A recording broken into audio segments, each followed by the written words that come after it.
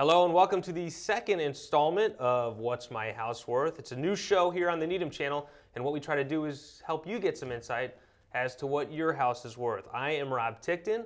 I own Encompass Residential, which is a real estate brokerage company, plus we do packing, moving, everything you would need for a long-time homeowner. I also own Tick Development, a residential real estate development company right here in Needham. Rob, I am Ryan McDonnell. I am a co-founder and owner of Hawthorne Real Estate. We have a residential brokerage called Hawthorne Properties. We help buyers and sellers buy and sell their own real estate, and then we also run Hawthorne Builders, which is a construction company. We develop new properties in Needham. We do renovations, additions, and work with homeowners in that capacity. So the short version is we are your real estate experts. We are experts. Appropriate. So with that being said, why don't we dive right into the March sales data. That's March 2012 right here in town, and you'll get a little glimpse and see that there were 17 home sales in the month of March. First impressions just of that number, Ryan. I mean, it's not surprising. I mean, we are coming out of the winter sort of lull in the seasonal real estate cycle where, we typically will see a lot of homes coming under agreement during the upcoming months, the Aprils, the Mays, the Junes. That's when a lot of the buyers and sellers are out. In February, I believe there were 19. Right. Looking down a little bit, last year in 2011, we also had 19 homes sold in March. Yeah, I would say it also is indicative of the fact that things are kind of moving along pretty stable, and the fact that there were 19 sales in the month of February, 17 this month. So hopefully I would guess that April would be somewhere in that range. I think one thing that is different from what we saw last month, it would be the average sales price, which is close to $1 million, slightly deceptive because the median sales price was actually closer to $700,000, just a tad bit above $700,000. Yeah, and I think what we'll see as we get into some later detail that's driven by a particular sale this month. So, and that also taking it down to the average price per square foot, where we typically are seeing it in the high twos, right around that $300 a foot mark. It's a little higher this month because we do have a big sale, which we'll get to shortly. And of the 17 homes, by the way, sold in the month of March, 6 of those homes were new construction. Also, keep an eye on that dollars per square foot number of $324. Always good to compare it to the dollars per square foot of list of what's on right now, and we'll take a look at that a little bit later. Lastly, the 170 days on market, just nice to know that we're kind of flushing things through. And again, we touched on the fact that there were 19 in 2011. Now that we've looked at the sales data, our next slide would be the big seller of the month. And I think, Ryan, you can offer a little bit of insight to this listing. Yeah, this is a big sale. I mean, $2.6 million for Needham is up there. This is a house that's pretty grand in a lot of ways. I mean, it's new construction. It's over 7,000 square feet on 3 levels, and then you have an additional over 2,000 square feet in the basement, which is about as nice of a finished home theater as you'll ever see. The builder here took a lot of pride in their finishings, their woodwork, the trim package, the tray ceilings. I mean, everything is very exquisite, very tasteful. They really put together a very strong showing. The house was listed during construction. That, as a developer, I can tell you it doesn't always translate. So when you do see a long days on market, when you have a house that's not finished, it's a difficult sale. Once it was completed, it did sell relatively quickly. This home is in a beautiful spot of town. It's on an incredible lot. It's a big number, but it's a pretty impressive house. All right, well, I've got 3 trivia questions for Ryan for today's show. He doesn't know what they are. So trivia question number 1 would be, we know there's a lot of new construction here in town. How many houses are there currently on the market that are listed between $2 and $3 million? What's your best guess, Ryan? I'd have to go with somewhere under 10. The answer is 5. It was under 10. That's correct. You're sort of 1 for 1. There are 5 houses on the market between $2 and $3 million. Just for comparison's sake, between $1 and $2 million, how many houses are there currently on the market in the town of Needham? Want to take a guess on that? 1 and 2 million. This would be trivia question number 2. I would say there's probably about 40. There are just over 40, so you are correct. You are 2 for 2. So new construction is healthy, and like you said, this one, as soon as it was finished, it sounds like there was a lot of activity with this house, and it pretty quickly went under agreement once it got done. That's right. So that's our big seller of the month. For those of you who watch the show on a regular basis, which means you've watched it once, you would know that the next slide would be the not-so-big seller of the month, and that would be 92 Taylor Street, Ryan. Taylor Street is sort of a side street off of Honeywell as you're leaving town towards Wellesley. This house was originally listed for $550. It's on a big lot, about 15, almost 16,000 square feet, and it ended up selling for $480. It's 3-bedroom, 1.5 bath. It was on the market for 128 days, which is a reasonable range of where we see the days on market, possibly inflated somewhat by the original list price. It's early to tell, as this closed right at the end of March, so we don't yet know if this property is going to be torn down or if this is really just a land sale. So we will keep an eye on it. But Taylor Street, good part of town for people that like to be in that Needham-Wellesley. Right, and it's a big lot too, 15,000 square feet. My first instinct looking at it is it looks like a land sale, just because of the pricing. Interesting note on this, the original list was $550, was on for $550 for a very short period of time, just 1 week, and then got reduced to $480, was pulled off the market a little bit for the winter, went right back on, sold for $480. So if there's a lesson to be learned from that, it's that if you are gonna make the mistake of overpricing a house, as long as your reduction is appropriate, you can overcome that mistake, but you just have to be aggressive and not kind of slowly work your way down, because then you run the risk of having a stale listing. Another thing about this house is it said in the listing sheet an enclosed gunite pool.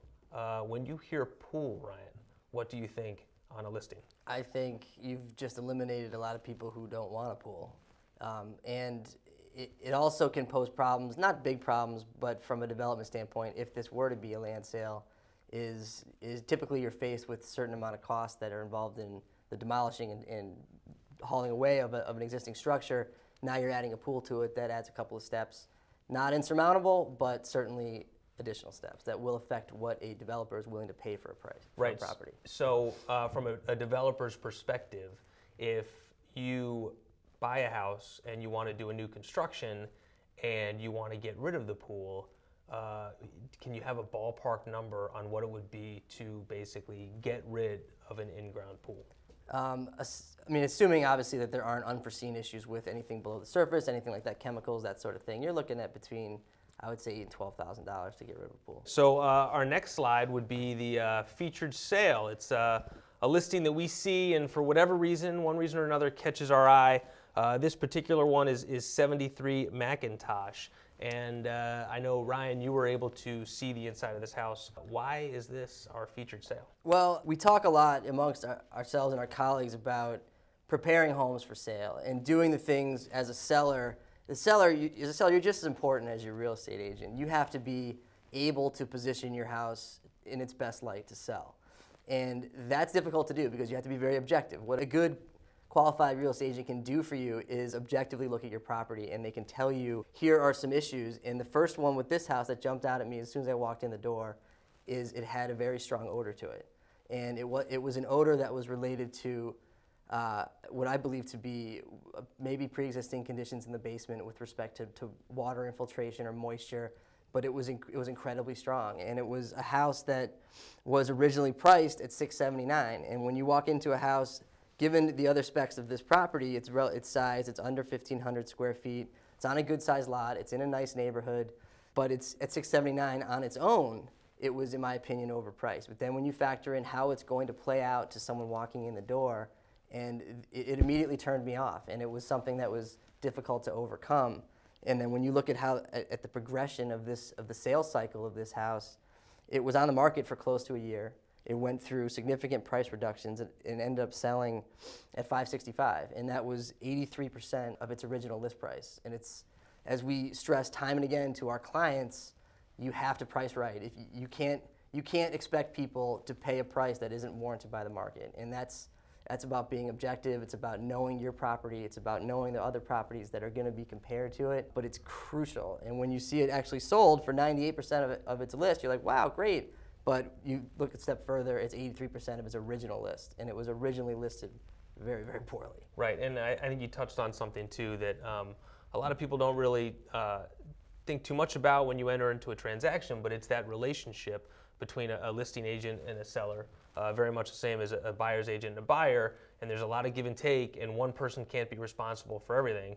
So as long as you have an agent who's giving really good advice, which is obviously a very key component, and you have a client who is heeding that advice and listening and doing what they think is the right thing to do for their listing or for the house that they're buying, that typically speaking, you can have a very productive relationship and maximize the value for the house as a seller, or for the buyer, try to get a really good bargain on a house that's on the market. Any other observations before we move on 73 McIntosh? One other thing that I did notice when I was in 73 McIntosh is, in addition to the issues that I saw going on inside the house, it had a lot that was very ill-kept, and it was very overgrown in the back, and a lot has to do somewhat with the landscaping and the general topography of this particular area. But people tend to focus a lot on the insides of their homes, and that's important also, but you can't forget the outsides. Curb appeal, landscaping, all of it goes into the big picture that is preparing your house for sale.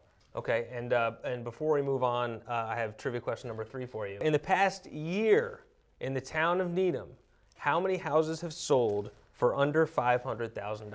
Ryan, do you have your answer? I want to say it's going to be somewhere in the 30 to 40 range. That is excellent. 39 is the answer. Very I well swear to done. God, I did not know he was asking these questions. He didn't. Believe me, I was hoping he wouldn't get the answers too. Yeah, 1 in the month of March and 39 overall for the past year. So good for us. Yeah, something interesting to note. We now move on to the final slide of this month's episode, which is the market snapshot. It is as of April 10th, and we have a lot of active single-family listings, Ryan. Wouldn't you agree? Yeah, 125 active single-family listings, and that is a good sign. I mean, one of Needham's biggest concerns right now is overall lack of inventory. Some of this inventory is a little top-heavy. There is a lot of new construction on the market right now. There's still a little bit of a void in that sort of sweet spot of, you know, the 600s and the 700s. There's not a ton of inventory that's new. There have been 67 new listings since the beginning of March. Of the 125 active single-family listings, we have 103 at the same time last month. We have 78 single-family homes going under agreement in March versus 45 last month. That's a very good sign that there are people out buying, putting homes under agreement. I've seen some competition in recent weeks over listings, over new listings that are coming on that are priced very, very well, that are showing very, very well, and the buyers are responding with multiple offers. And I've seen that on a number of cases in just the past few weeks alone. Right, and 67 homes coming on the market in 1 month. I mean, you're talking about over 2 homes a day. The signs are certainly going up, but the good news is houses are turning, and things are flowing through by the clip of almost 20 homes per month, at least over the last 2 months.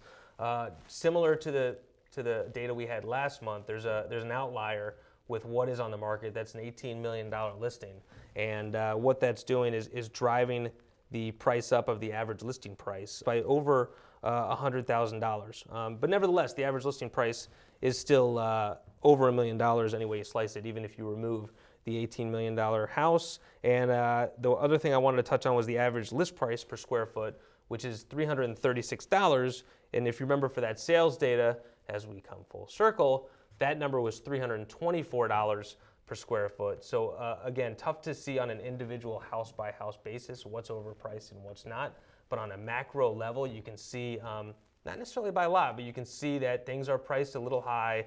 That's why these houses are on the market, and the reason that the other houses are not on the market anymore and are sold is because they were able to negotiate a price that was under what it was listed for, and probably a price that is more reflective of the actual value of the real estate. Any other thoughts, Ryan, regarding the real estate we have going forward? So, I mean, when you are looking to price your house, when you're looking to put your house on the market, you hear people always talking about, oh, you know, that house got this, or oh, I saw that. But you need to sit down, look at what these actual houses actually sold for, measure them up side by side with yours, and then take a gigantic step back and just say, forget everything I love about my house. I love my kitchen. I love my bathrooms. I love the little quirks that I know about from having lived there for 20 years.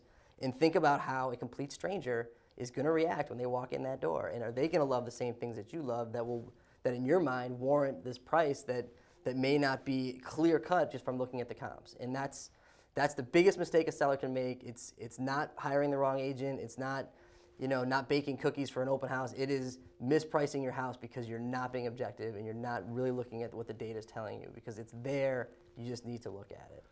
And for this show, what we've been doing is we've been going over very specific listings, houses that have sold over the course of the past month. Not every house that is sold. What we're going to try to do starting next month is in some way, shape, or form touch on every house. So if there's a house near you that you've seen that's sold and you're curious to know what it's sold for, we will have that data right here. In the meantime, if you are curious about a house that is sold and we have not talked about it, Ryan, could you please give the phone number for that information as well as any other questions people might have, or if they want questions addressed in the next episode?